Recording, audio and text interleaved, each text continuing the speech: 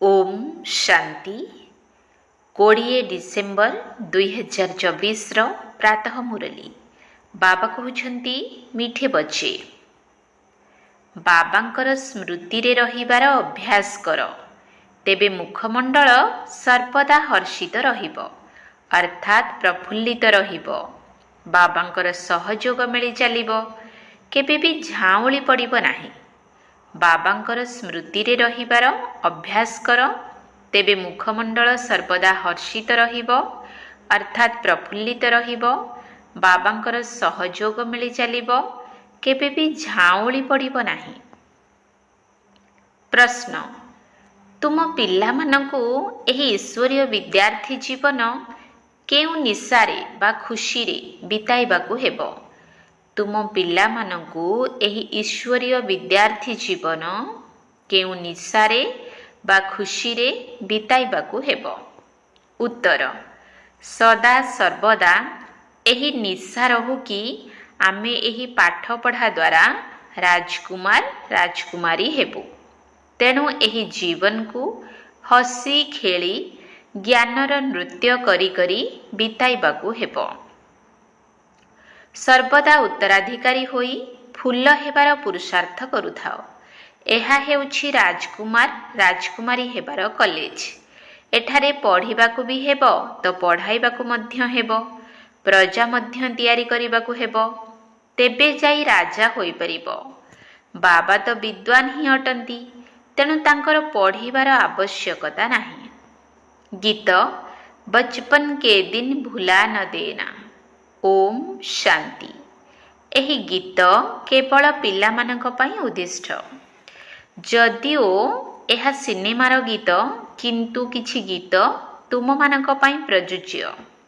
जेउ माने सुपुत्र संतान अटंती सेमाने गीत सुनिबा समय रे तार अर्थ को हृदयंगम करिथांती। बाबा बुझाउछंती मोर स्नेही पिला माने काहींकिना तुमे संतान होइछ। जेतेबेले संतान होइछ सेतेबेले पितांकर संपत्ति मध्य मने रहिबो। जदि संतान होई नाह तेबे संपत्ति को मने पकाइबाकू पड़िबो। पिला मानकर स्मृति रे रहुछि जे आमे भविष्यत रे बाबांक ठारू संपत्ति नेबु। एहा हेउछि ही राजयोग प्रजायोग नुही। आमे भविष्यत रे राजकुमार राजकुमारी हेबु। आमे तांकर संतानटू बाकी जे मित्र संबंधी आदि अछंती से समस्त को भूलिबाकू होइथाय। जनक व्यतीत द्वितीय केही मने न पड़ंतु, देह भी मने न पड़ू। देह अभिमान को छाड़ी देही अभिमानी हेबाकू पड़िबो। देह अभिमानी हेबा द्वारा ही अनेक प्रकारर संकल्प विकल्प आसुछि ओ उत्थान बदल रे पतन होई जाउछि। बाबांकू मने पकाइबार अभ्यास करी चलिले सर्वदा हर्षित मुख प्रफुल्लित फूल परी होई रहिबो। बाबांकू भूलिले आत्मारूपी फूल झाउली छिबो। पिला माने साहस रखिले बाबांक ठारू सहाय्य मिलिबो। जदि संतान होई नाह तेबे बाबा केउ कथारे सहाय्य करिवे। कारण तांकर माँ बापा हेउछि माया रावण। तेणु रावण ठारू सहाय्य मिलिबो तळकू खसिबा पाई। तेबे एही गीत संपूर्ण रूपे तुम पिला मानक पाई तैयारी होइछि। बचपन के दिन भुला न देना। बाबांकू मने पकाइबाकू हेबो। जदि याद करिबो नाही तेबे आजि जे हसुछि काली पुणी कांदिबाकू लागिबो। याद करिले सदा हर्षित मुख होई रहिबो। तुमे पिला माने जानिछ एकमात्र शास्त्र हेउछि गीता, जेउथिरे किछि किछि अक्षर ठीक अछि। सेथिरे लेखा जाइछि युद्ध भूमि रे शरीर त्याग कले स्वर्ग को जीव। परंतु एथिरे हिंसक युद्धर कथा ही नाही। तुम पिला मानकु बाबांक ठारू शक्ति नेई माया उपरे विजय प्राप्त करिबाकू हेबो। तेबे निश्चित बाबांकू मने पकाइबाकू हेबो। तेबे जाई स्वर्गर मालिक हेबो। सेमाने पुणी स्थूल अस्त्र शस्त्र आदि देखाई देइछंती। ज्ञान कटारी ज्ञान बाण अक्षर शुणिछंती। तेणु स्थूल रे अस्त्र शस्त्र देई देइछंती। वास्तव रे एहा हेउछि ज्ञानर कथा। बाकी एते भुजा आदि तो कहार न थाए। ତେଣୁ ଏହା ହେଉଛି ଯୁଦ୍ଧସ୍ଥଳ। ଯୋଗଯୁକ୍ତ ହୋଇ ଶକ୍ତି ପ୍ରାପ୍ତ କରି ବିକାର ଉପରେ ବିଜୟ ପ୍ରାପ୍ତ କରିବାକୁ ହେବ। ବାବାଙ୍କୁ ୟାଦ କରିଲେ ସମ୍ପତ୍ତି ମନେ ପଡ଼ିବ। ଉତ୍ତରାଧିକାରୀ ହିଁ ସମ୍ପତ୍ତି ନେଇଥାନ୍ତି। ଉତ୍ତରାଧିକାରୀ ହେବେ ନାହିଁ ତ ପ୍ରଜା ହୋଇଯାଇଥାନ୍ତି। ଏହା ହେଉଛି ହିଁ ରାଜଯୋଗ, ପ୍ରଜାଯୋଗ ନୁହେଁ। ଏହି କଥା ବାବାଙ୍କ ବ୍ୟତୀତ ଆଉ କେହି ବୁଝାଇ ପାରିବେ ନାହିଁ। ବାବା କହୁଛନ୍ତି, ମୋତେ ଏହି ସାଧାରଣ ଶରୀରର ଆଧାର ନେଇ ଆସିବାକୁ ପଡ଼ିଥାଏ। ପ୍ରକୃତିର ଆଧାର ନ ନେଲେ ତୁମ ପିଲାମାନଙ୍କୁ ରାଜଯୋଗ କିପରି ଶିଖାଇବି? ଆତ୍ମା ଶରୀରକୁ ତ୍ୟାଗ କରିଦେଲେ କୌଣସି କଥାବାର୍ତ୍ତା କରିପାରିବ ନାହିଁ। ପୁଣି ଯେତେବେଳେ ଶରୀର ଧାରଣ କରେ, ପିଲା ଟିକିଏ ବଡ଼ ହୋଇ ମାତୃଗର୍ଭରୁ ବାହାରକୁ ଆସିଲେ ତେବେ ଯାଇ ପିଲାର ବୁଦ୍ଧି ଖୋଲିଥାଏ। ଛୋଟ ପିଲା ତ ପବିତ୍ର ଅଟନ୍ତି, ତାଙ୍କଠାରେ ବିକାର ନଥାଏ। ସନ୍ନ୍ୟାସୀମାନେ ସିଡ଼ି ଚଢ଼ିଥାନ୍ତି, ପୁଣି ଓହ୍ଲାଇଥାନ୍ତି, ଅର୍ଥାତ୍ ବିକାରୀ ହୋଇ ପୁଣି ପବିତ୍ର ହୋଇଥାନ୍ତି। ନିଜ ଜୀବନକୁ ବୁଝିପାରନ୍ତି। ଛୋଟ ପିଲା ତ ପବିତ୍ର ଅଟନ୍ତି, ସେଥିପାଇଁ ଛୋଟ ପିଲା ଏବଂ ମହାତ୍ମା ଏକ ସମାନ ହୋଇଥାନ୍ତି। ତେବେ ତୁମେ ପିଲାମାନେ ଜାଣିଛ, ଏହି ଶରୀର ତ୍ୟାଗ କରି ଆମେ ରାଜକୁମାର ରାଜକୁମାରୀ ହେବୁ। ପୂର୍ବରୁ ମଧ୍ୟ ଆମେ ହିଁ ହୋଇଥିଲୁ, ଏବେ ପୁଣି ହେଉଛୁ। ଏପରି ଏପରି ବିଚାର ବିଦ୍ୟାର୍ଥୀମାନଙ୍କର ଆସିଥାଏ। ଏସବୁ ସେହିମାନଙ୍କ ବୁଦ୍ଧିରେ ଆସିବ ଯେଉଁମାନେ ସନ୍ତାନ ହୋଇଥିବେ ଏବଂ ବିଶ୍ୱସ୍ତ ଆଜ୍ଞାକାରୀ ହୋଇ ଶ୍ରୀମତରେ ଚାଲୁଥିବେ। ନହେଲେ ଶ୍ରେଷ୍ଠ ପଦ ପାଇପାରିବେ ନାହିଁ। ଶିକ୍ଷକ ତ ପଢ଼ି ହିଁଛନ୍ତି। ଏପରି ନୁହେଁ କି ସେ ପଢ଼ୁଛନ୍ତି ପୁଣି ପଢ଼ାଉଛନ୍ତି। ନା, ଶିକ୍ଷକ ତ ଜ୍ଞାନରେ ପରିପୂର୍ଣ୍ଣ ଅଟନ୍ତି। ତାଙ୍କୁ ନଲେଜଫୁଲ୍ କୁହାଯାଏ। ସୃଷ୍ଟିର ଆଦି ମଧ୍ୟ ଅନ୍ତର ଜ୍ଞାନ ଆଉ କେହି ଜାଣିନାହାନ୍ତି। ପ୍ରଥମେ ତ ଏହି ନିଶ୍ଚୟ ଆସିବା ଦରକାର ଯେ ସେ ହେଉଛନ୍ତି ପିତା। ଯଦି କାହାର ଭାଗ୍ୟରେ ନାହିଁ, ତେବେ ମନ ଆନ୍ଦୋଳିତ ହେବ। ଜଣାପଡ଼ିଥାଏ ଜ୍ଞାନ ମାର୍ଗରେ ଚାଲିପାରିବେ କି ନାହିଁ। ବାବା ବୁଝାଉଛନ୍ତି, ଯେତେବେଳେ ତୁମେ ବାବାଙ୍କ କୋଳକୁ ଆସିବ, ସେତେବେଳେ ଏହି ବିକାରର ବେମାରୀ ଆହୁରି ଜୋରରେ ବାହାରକୁ ବାହାରିବ। ବୈଦ୍ୟମାନେ ମଧ୍ୟ କହିଥାନ୍ତି, ବେମାରୀ ଜୋରରେ ବାହାରିବ। ବାବା ମଧ୍ୟ କହୁଛନ୍ତି, ତୁମେ ସନ୍ତାନ ହେଲେ ଦେହ ଅଭିମାନର ଏବଂ କାମ କ୍ରୋଧ ଆଦିର ବେମାରୀ ବଢ଼ିବ। ନ ହେଲେ ପରୀକ୍ଷା କିପରି ହେବ? କେଉଁଠି ଯଦି ଦ୍ୱନ୍ଦ୍ୱ ଆସୁଛି ତେବେ ପଚାର। ତୁମେ ଯେତେ ବଳବାନ ହେଉଛ, ମାୟା ତୁମକୁ ସେତେ ଅଧିକ ଆକ୍ରମଣ କରୁଛି। ତୁମେ ବକ୍ସିଂ ଅର୍ଥାତ୍ ମୁଷ୍ଟିଯୁଦ୍ଧ କରୁଛ।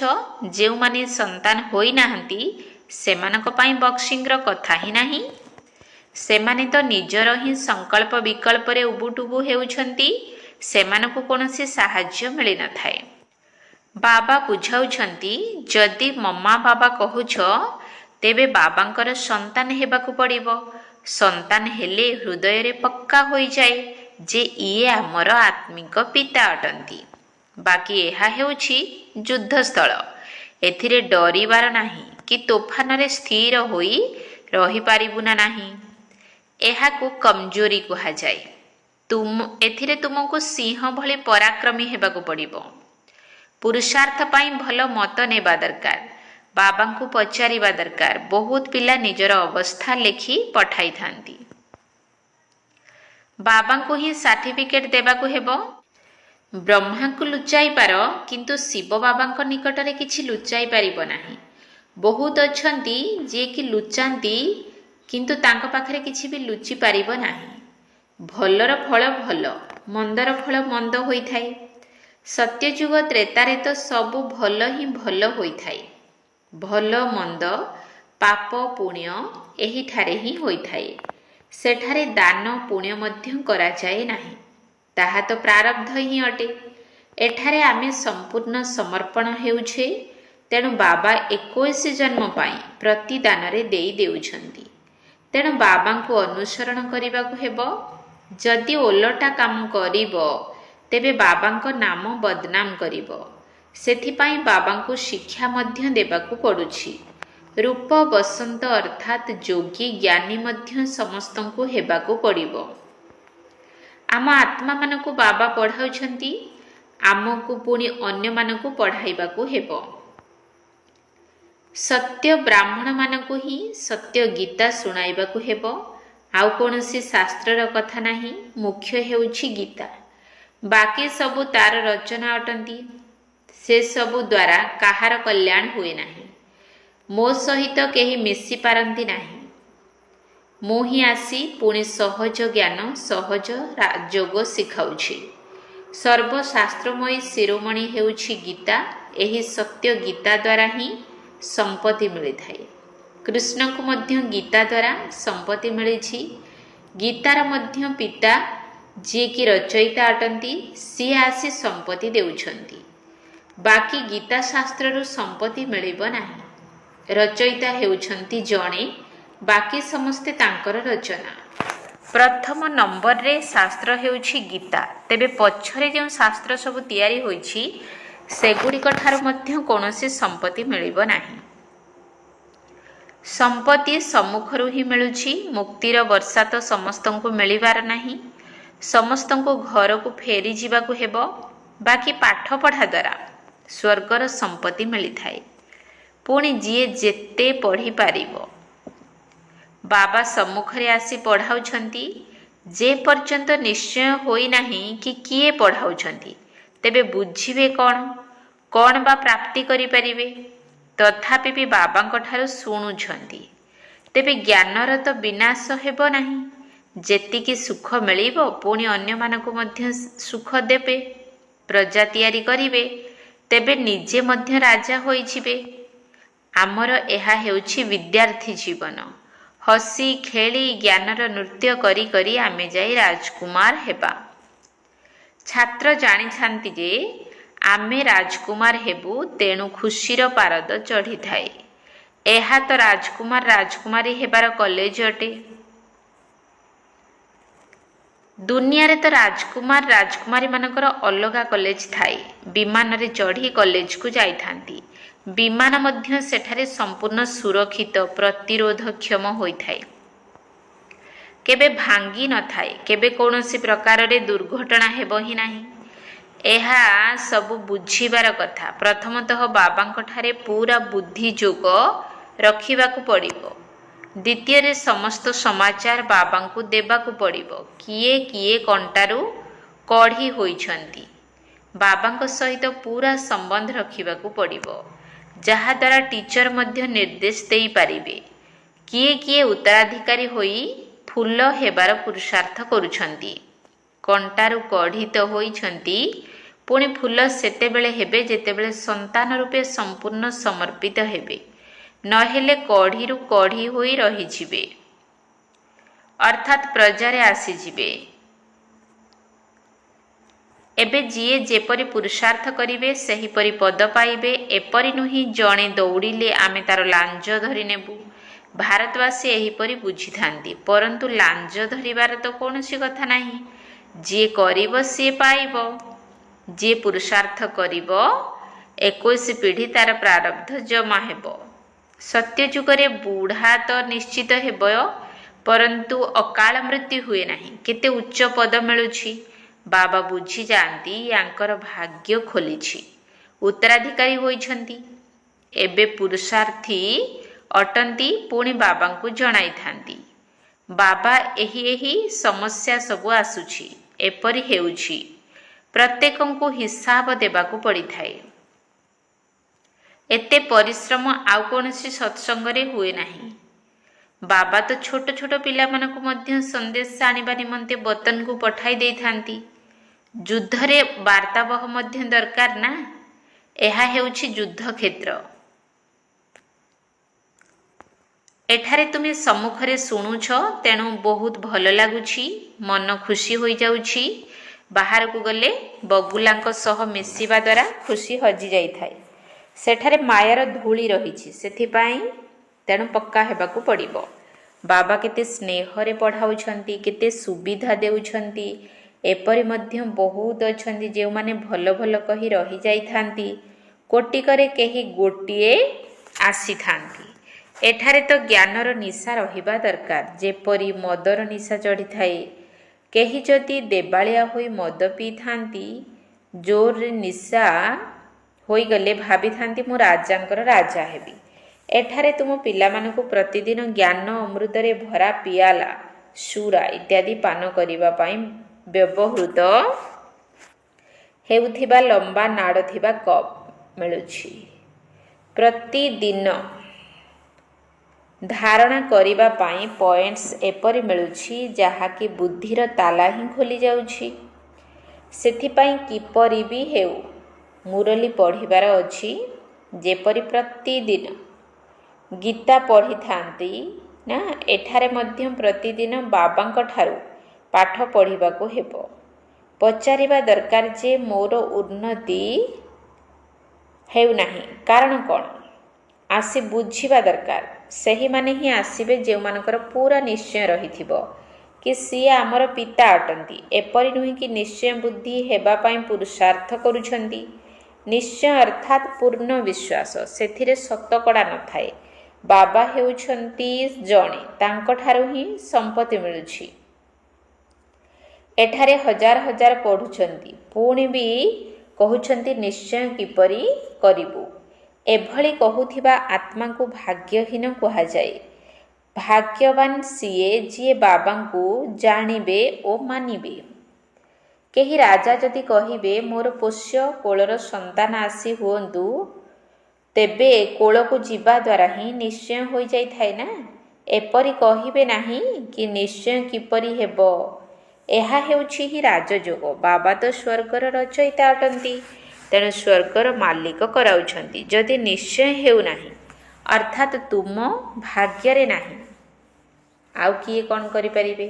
ନ ମାନିଲେ ପୁଣି ପୁରୁଷାର୍ଥ କିପରି କରିପାରିବେ? ତେଣୁ ସିଏ ଛୋଟେଇ ଚାଲିବେ, ଅର୍ଥାତ୍ ତୀବ୍ର ପୁରୁଷାର୍ଥ କରିପାରିବେ ନାହିଁ। ବେହଦ୍ର ବାବାଙ୍କ ଠାରୁ ଭାରତବାସୀମାନଙ୍କୁ କଳ୍ପକଳ୍ପ ବର୍ଷା, ସ୍ୱର୍ଗର ବର୍ଷା ମିଳିଥାଏ। ଦେବତା ସତ୍ୟଯୁଗରେ ହିଁ ଥାଆନ୍ତି। କଳିଯୁଗରେ ତ ରାଜପଦ ନାହିଁ, ପ୍ରଜା ଉପରେ ହିଁ ରାଜ୍ୟ ଚାଲିଛି। ଏହା ପତିତ ଦୁନିଆ ଅଟେ, ତେଣୁ ଏହାକୁ ପବିତ୍ର ଦୁନିଆ ବାବା କରିବେ ନାହିଁ ତ ଆଉ କିଏ କରିବ? ଭାଗ୍ୟରେ ନାହିଁ ତ ବୁଝିବେ ହିଁ ନାହିଁ। ଏହା ତ ବିଲକୁଲ ସହଜ ବୁଝିବାର କଥା। ଲକ୍ଷ୍ମୀ ନାରାୟଣ ଏହି ରାଜପଦର ପ୍ରାରବ୍ଧ କେବେ ପାଇଲେ? ନିଶ୍ଚିତ ପୂର୍ବଜନ୍ମର କର୍ମ, ତେଣୁ ପ୍ରାରବ୍ଧ ପାଇଲେ। ଲକ୍ଷ୍ମୀ ନାରାୟଣ ସ୍ୱର୍ଗର ମାଲିକ ଥିଲେ, ଏବେ ନର୍କ ହୋଇଯାଇଛି। ତେବେ ଏଭଳି ଶ୍ରେଷ୍ଠ କର୍ମ ଅଥବା ରାଜଯୋଗ ବାବାଙ୍କ ବ୍ୟତୀତ ଆଉ କେହି ଶିଖାଇ ପାରିବେ ନାହିଁ। ବର୍ତ୍ତମାନ ସମସ୍ତଙ୍କର ଅନ୍ତିମ ଜନ୍ମ ଅଟେ। ବାବା ରାଜଯୋଗ ଶିଖାଉଛନ୍ତି। ଦ୍ୱାପରରେ କ'ଣ ରାଜଯୋଗ ଶିଖାଇବେ? ଦ୍ୱାପର ପରେ କ'ଣ ସତ୍ୟଯୁଗ ଆସିବ? ଏଠାରେ ତ ବହୁତ ଭଲ ଭାବରେ ବୁଝିକରି ଯାଉଛନ୍ତି, ବାହାରକୁ ଗଲେ ଖାଲି ହୋଇଯାଉଛନ୍ତି। ଯେପରି ଡବାରୁ ରତ୍ନ ବାହାରିଗଲେ ଖାଲି ଖୋଳ ପଡ଼ି ରହିଥାଏ। ଯଦି ଜ୍ଞାନ ଶୁଣୁ ଶୁଣୁ ପୁଣି ବିକାରଗ୍ରସ୍ତ ହୋଇଗଲ, ତେବେ ଖଲାସ। ବୁଦ୍ଧିରୁ ଜ୍ଞାନ ରତ୍ନ ଖାଲି ହୋଇଯାଇଥାଏ। ଏପରି ମଧ୍ୟ ବହୁତ ଲେଖିଥାନ୍ତି। ବାବା ମେହନତ କରି କରି ଆଜି ପୁଣି ତଳକୁ ଖସିଗଲ, ଅର୍ଥାତ୍ ନିଜକୁ ଏବଂ କୂଳକୁ କଳଙ୍କ ଲଗାଇଲ, ଭାଗ୍ୟରେ ପୂର୍ଣ୍ଣଚ୍ଛେଦ ଲଗାଇଦେଲ। ଘରେ ଯଦି ପିଲାମାନେ ଏପରି ଅକର୍ତ୍ତବ୍ୟ କରିଥାନ୍ତି, ତେବେ କହିଥାନ୍ତି ଏପରି ପିଲା ମରିଗଲେ ଭଲ। ତେବେ ଏହି ବେହଦ୍ର ପିତା କହୁଛନ୍ତି କୂଳ କଳଙ୍କିତ ହୁଅ ନାହିଁ। ଯଦି ବିକାରର ଦାନ ଦେଇ ପୁନର୍ବାର ଫେରସ୍ତ ନେଲ, ତେବେ ପଦଭ୍ରଷ୍ଟ ହୋଇଯିବ। ପୁରୁଷାର୍ଥ କରିବାକୁ ହେବ, ବିଜୟ ପ୍ରାପ୍ତ କରିବାକୁ ହେବ। ଯଦି ମାୟାର ଚୋଟ ଲାଗୁଛି, ତେବେ ପୁଣି ସଜାଗ ହୋଇଯାଅ। ବାରମ୍ବାର ଆଘାତ ଖାଇଲେ ହାରିଯାଇ ବେହୋସ ହୋଇଯିବ। ବାବା ତ ବହୁତ ବୁଝାଉଛନ୍ତି, ପରନ୍ତୁ କେହି ତାକୁ ମାନି ଚଳିଲେ ତ ହେବ ନା। ମାୟା ବଡ଼ ଚତୁର ଅଟେ। ପବିତ୍ରତାର ପ୍ରଣ କରିଛ, ପୁଣି ଯଦି ତଳକୁ ଖସିଲ, ତେବେ ଚୋଟ ବହୁତ ଜୋରରେ ଲାଗିଥାଏ। ପବିତ୍ରତା ଦ୍ୱାରା ହିଁ ନୌକା ପାର ହୋଇଥାଏ। ପବିତ୍ରତା ଥିବା ସମୟରେ ଭାରତର ଭାଗ୍ୟ ଚମକୁଥିଲା, ଏବେ ତ ଘୋର ଅନ୍ଧକାର ହୋଇଯାଇଛି। ଆଚ୍ଛା, ମିଠା ଶିକିଲଥି ସନ୍ତାନମାନଙ୍କ ପ୍ରତି ମାତା ପିତା ବାପଦାଦାଙ୍କର ମଧୁର ସ୍ନେହ ସମ୍ପନ୍ନ ଶୁଭେଚ୍ଛା ଏବଂ ସୁପ୍ରଭାତ। आत्मिक पितांकर आत्मिक संतान मानकु नमस्ते। आत्मिक संतान मानकर आत्मिक बाप दादांकु नमस्ते नमस्ते नमस्ते सुप्रभात। धारणा पाई मुख्य सार 1 नंबर पॉइंट, एही युद्ध क्षेत्र रे माया को भय करिवार नाही। पुरुषार्थ करिबा पाई बाबांक ठारु श्रेष्ठ मत नेबार अछि। वफादार अर्थात विश्वस्त एवं फरमानबरदार अर्थात आज्ञाकारी होई श्रीमत अनुसारे चलिबार अछि। एही युद्ध क्षेत्र रे माया को भय करिवार नाही। पुरुषार्थ करिबा पाई बाबांक ठारु श्रेष्ठ मत नेबार अछि। विश्वस्त एवं आज्ञाकारी होई श्रीमत अनुसारे चलिबार अछि। 2 नंबर, आत्मिक निशारे रहिबाकु हेले ज्ञान अमृत भरा पात्ररु प्रतिदिन ज्ञान पान करिबाकु हेबो, अर्थात मुरली प्रतिदिन पढ़िबाकु पड़िबो। भाग्यवान हेबाकु हेले बाबांक प्रति केबे भी संशय आसिबा उचित नुही। आत्मिक निशारे रहिबाकु हेले ज्ञान अमृत भरा पात्ररु प्रतिदिन ज्ञान पान करिबाकु हेबो, अर्थात मुरली प्रतिदिन पढ़िबाकु हेबो। भाग्यवान हेबाकु हेले बाबांक प्रति केबे भी संशय आसिबा उचित नुही। वरदान, ब्रह्मा बाबांक समान जीवन मुक्त स्थितिर अनुभव करुथिबा कर्मर बंधन ठारु मुक्त हुओ। ब्रह्मा बाबांक समान जीवन मुक्त स्थितिर अनुभव करुथिबा कर्मर बंधन ठारु मुक्त हुओ। ब्रह्मा बाबा सबु प्रकारर कर्म करुथिले मध्य केबे भी कर्मर बंधन रे बांधी होई नथिले। समस्तଙ୍କ सहित संबंध रक्षा करुथिले मध्य संबंधर बंधन रे बांधी होई नथिले। से धन संपत्ति तथा साधन सुविधार बंधनरु मध्य मुक्त थिले। सबु प्रकारर दायित्व संभाळुथिले मध्य जीवन मुक्त स्थितिर अनुभव करुथिले। तेणु एही भଳି निजर पितांकु अनुकरण कर कौनसी प्रकारर पूर्व हिसाब किताबर बंधन रे मध्य बांधी हुआ नाही। संस्कार स्वभाव प्रभाव एवं दबाव अर्थात कौनसी प्रकारर चापर बंधन रे मध्य पड़ नाही। तेबे कुहाजिब कर्म बंधन मुक्त जीवन मुक्त आत्मा। स्लोगान, तमगुणी वातावरण भितरे जदि निजको सुरक्षित रखिबाकु चाहुछ तेबे साक्षी होई खेल देखिबार अभ्यास कर। तमगुणी वातावरण भितरे जदि निजको सुरक्षित रखिबाकु चाहुछ तेबे साक्षी होई खेल देखिबार अभ्यास कर। ओम शांति।